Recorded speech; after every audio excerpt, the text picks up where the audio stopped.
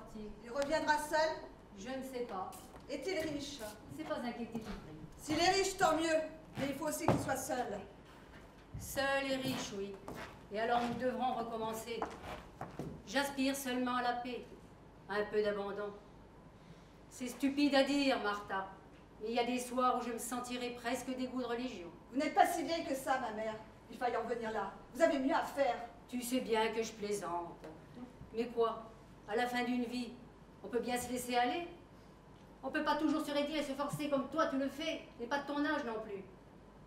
Je connais bien des filles nées la même année que toi, qui ne songent qu'à des folies. Leurs folies ne sont rien auprès des nôtres. Vous le savez. Laissons cela. Vous direz maintenant qu'il y a des mots qui vous brûlent la bouche. Qu'est-ce que ça peut te faire? Si je ne recule pas devant les actes? Mais qu'importe. Je voulais seulement te dire que j'aimerais quelquefois te voir sourire. Cela m'arrive, je vous le jure. Je ne t'ai jamais vu ainsi. C'est que je souris dans ma chambre, aux heures où je suis seule.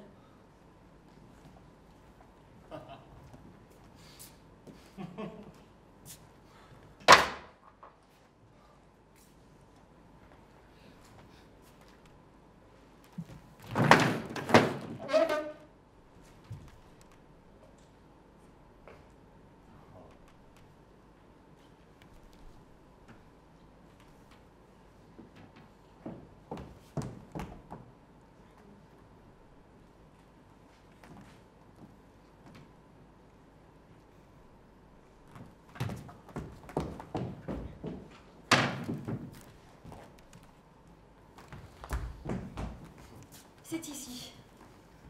Oui. Oui, c'est ici. J'ai passé cette porte il y a 20 ans.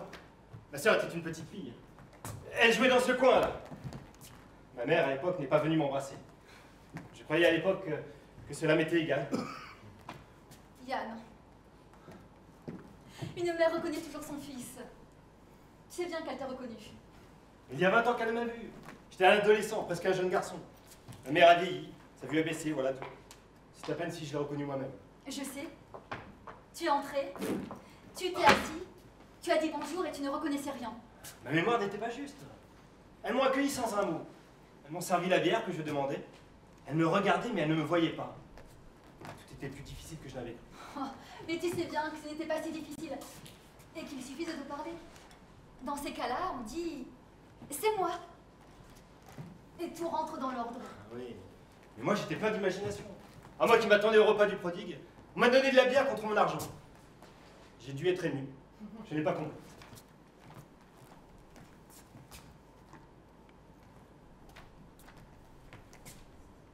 Il aurait suffi d'un mot.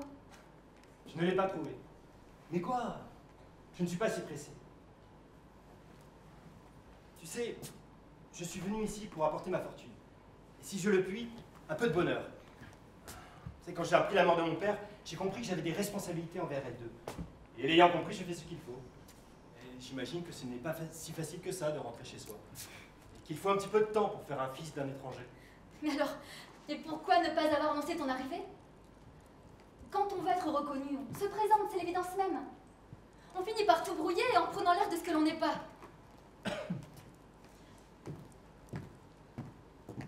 Non, vraiment ce n'est pas ça. Allons Maria, ce n'est pas si grave. Et puis quoi? Cela sert mes projets. Je vais profiter de l'occasion.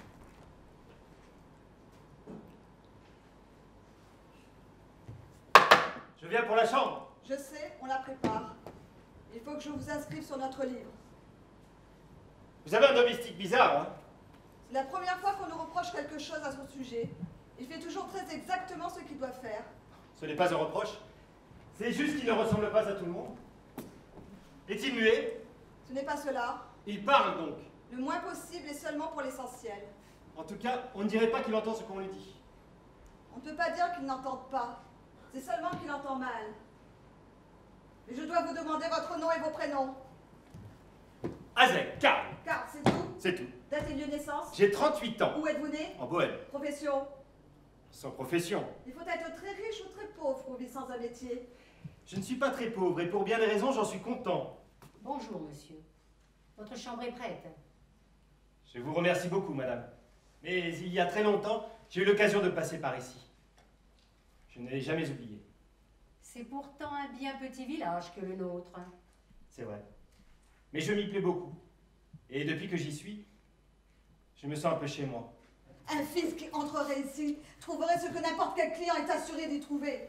Une indifférence bienveillante. Tous les hommes que nous avons reçus s'en sont accommodés. Ils ont payé leur chambre et reçu une clé. Ils n'ont pas parlé de leur cœur. Cela simplifie notre travail. Laisse cela. Et sont-ils restés longtemps? Quelques-uns très longtemps. Nous avons fait ce qu'il fallait pour qu'ils restent.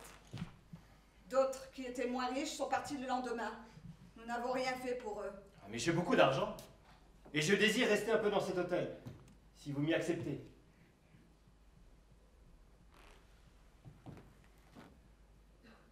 Voyez ces mains qui sont encore fortes. Elles pourraient maintenir les jambes d'un homme.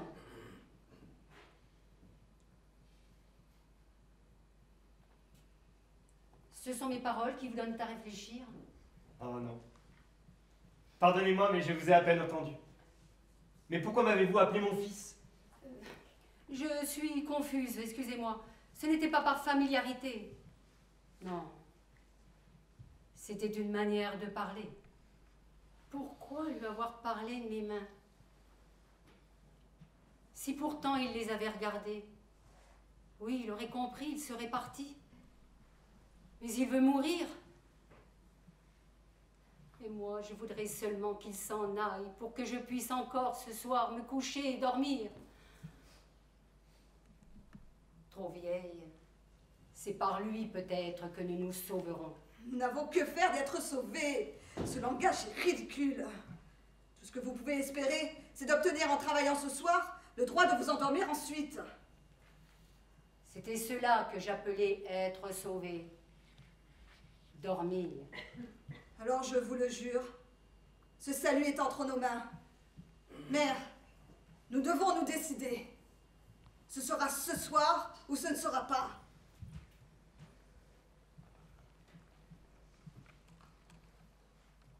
Marie a raison. Cette heure est difficile. Que fait-elle?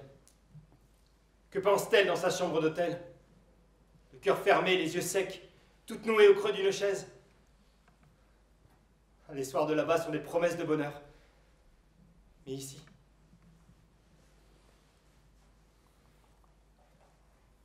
Allons. Cette inquiétude est sans raison. Il faut savoir ce que l'on veut. C'est dans cette chambre que tout sera réglé. Et je regrette que cette chambre ne soit pas aussi confortable que vous pourriez le désirer. Elle est particulièrement propre, c'est le plus important. En tout cas, bien des clients regrettent l'absence d'eau courante. Et on ne peut vraiment pas leur donner tort. On dirait vraiment que vous cherchez à me persuader de partir. Ce n'est pas tout à fait ma pensée. Mais il est vrai que ma mère et moi hésitions beaucoup à vous recevoir. Ah, en tout cas, j'ai pu remarquer que vous ne faisiez pas beaucoup pour me retenir. Et je ne comprends pas pourquoi. Je dois dire cependant que cela m'arrangerait de pouvoir rester encore 1 ou 2 jours. J'ai quelques affaires à mettre en ordre avant de reprendre mes voyages. Allez-vous donc retourner au pays d'où vous venez? Peut-être, oui. C'est un beau pays, n'est-ce pas? Ah oui, c'est un beau pays. On dit que dans ces régions, il y a des plages tout à fait désertes. Cela est vrai. Rien n'y rappelle l'homme. Au petit matin, on trouve sur les plages des traces laissées par les pattes des oiseaux de mer. Ce sont les seuls signes de vie. Quant au soir... Quant au soir, monsieur, ils sont bouleversants. Et si vous vous promeniez pendant 1 heure dans les collines qui entourent ma ville, vous rapporteriez dans vos vêtements l'odeur de miel des roses jaunes. cela est merveilleux. Qu'est-ce que c'est? Son passeport, lisez. Tu sais bien que mes yeux sont fatigués. Lisez. Vous saurez son nom. C'est l'enfer qui a commencé. Vous ne disiez pas cela auparavant. Durant des années, vous avez continué à vous tenir près de moi et à prendre d'une main ferme les jambes de ceux qui devaient mourir. Vous ne pensez pas alors à la liberté, à l'enfer, vous avez continué. Que peut changer votre fils à cela? Il est vrai, j'ai continué, mais par habitude. Comme une morte. Il suffisait de la douleur pour tout transformer. C'est cela que mon fils ait vu changer. Oui, je sais, Martha, cela n'est pas raisonnable. Que signifie la douleur pour une criminelle? Mais aussi, tu le vois, ce n'est pas une vraie douleur de mère. Je n'ai pas encore crié. Ce n'est rien d'autre que la souffrance de renaître à l'amour. Et cependant, elle me dépasse. Je sais aussi que cette souffrance n'a pas de raison. Mais ce monde lui-même n'est pas raisonnable. Et je puis bien le dire, moi qui en ai tout goûté, depuis la création jusqu'à la destruction. Non, mère, vous ne me quitterez pas. N'oubliez pas que je suis celle qui est restée et que lui était parti. Que vous m'avez eu près de vous toute une vie et que lui vous a oublié dans le silence. Cela doit se payer. Cela doit entrer dans le compte. C'est vers moi que vous devez revenir. Je sais, Martha. Mais lui, je l'ai tué. Ce qui lui est arrivé sans importance. Il n'avait plus rien d'autre à connaître. Mais moi, vous me frustrez de tout. Vous m'ôtez ce dont il a joui. Faut-il donc qu'il m'enlève encore l'amour de ma mère et qu'il vous emmène pour toujours dans sa rivière glacée?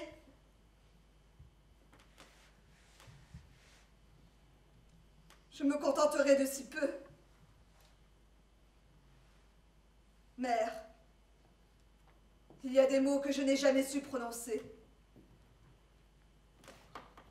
Mais il me semble qu'il y aurait de la douceur à recommencer notre vie de tous les jours. Tu l'avais reconnu? Non, je ne l'avais pas reconnu.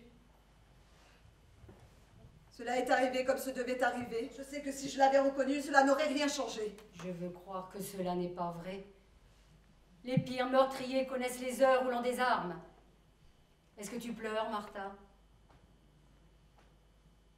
Non, tu ne saurais pas. Te souviens-tu du temps où je t'embrassais? Non, mère. Tu as raison. Il y a longtemps de cela. Et j'ai très vite oublié de te tendre les bras. Mais je n'ai pas cessé de t'aimer. Je le sais maintenant puisque mon cœur parle. Je vis à nouveau. Au moment où je ne puis plus supporter de vivre. Mais qu'est-ce qui peut être plus fort que la détresse de votre fille? La fatigue peut-être. Et la soif de repos.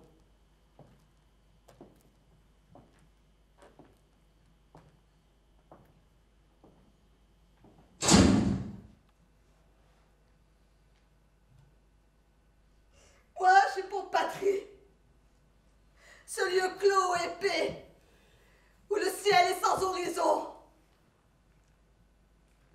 Je hais ce monde où nous en sommes réduits à Dieu.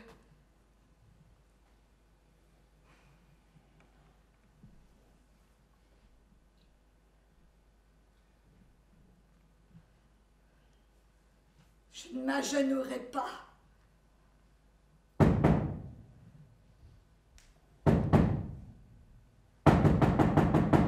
Mais qu'est-il donc arrivé? Votre mari n'est plus là parce qu'il est mort. Vous plaisantez, n'est-ce pas? Votre mari est mort cette nuit, et je vous assure que cela n'est pas une plaisanterie. Vous n'avez plus rien à faire ici. Mais vous êtes folle. Folle alliée.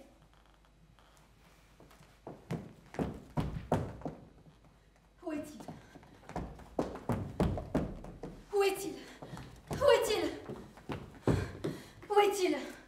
Faites que je le vois mort et alors seulement je pourrai croire ce que je ne puis même pas imaginer. Il est difficile d'être plus clair que je l'ai été. Nous avons tué votre mari cette nuit pour lui prendre son argent, comme nous l'avions déjà fait pour quelques voyageurs avant lui. Sa mère et sa sœur, qui étaient donc des criminels? Oui, Aviez-vous alors appris qu'il était votre frère? si vous voulez le savoir, il y a eu malentendu. S'il avait compris cela plus vite, il se serait épargné. Il a trouvé ce qu'il cherchait. Il a retrouvé celle qu'il voulait. Nous voilà tous dans l'ordre. Comprenez que ni pour lui, ni pour nous, ni dans la vie, ni dans la mort, il n'y ait de patrie ni de paix, car on peut appeler patrie cette terre épaisse, privée de lumière, où l'on s'en va nourrir des animaux aveugles. Je ne peux pas. Je ne peux pas supporter ce langage. Oh, lui non, ne l'aurait pas supporté. C'est pour notre patrie qu'il s'était mis en marche. Folie a reçu son salaire. Vous recevrez bientôt. Nous sommes volés, je vous le dis. Écoutez mon conseil. Vous doit bien un conseil, n'est-ce pas? Puisque je vous ai tué votre mari. Priez votre Dieu qui vous fasse semblable à la pierre. Ayez pitié, Seigneur, de ceux qui sont séparés et de ceux qui s'aiment. Vous m'avez appelé. Oh, je ne sais pas. Mais aidez-moi, car j'ai besoin qu'on m'aide. Ayez pitié de moi et consentez à m'aider. Non.